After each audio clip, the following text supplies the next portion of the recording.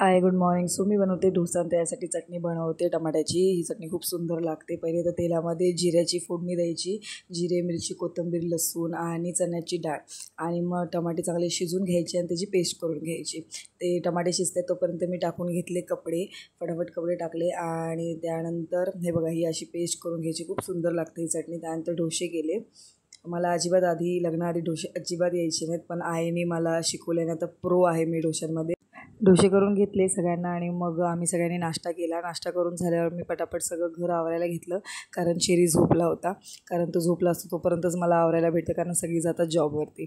So मी पटापट भांडी घासून घेतली, सगळं आवरून घेतलं आणि तोपर्यंत चेरी उठला. माझं आवरून झालं की त्याला कळतं आणि तो बरोबर उठतो त्या टायमालाच. सो चेरी उठला आणि त्याच्या फ्रेंड्सला मी बोलवलं घरी, कारण मला त्याला बनवायची होती खिचडी. सो तो त्यांच्याबरोबर खेळत होता तोपर्यंत मी पटकन खिचडी करून घेतली आणि त्याला भरवलं. व्हिडिओ आवडला असेल तर लाईक करा. Thanks for watching.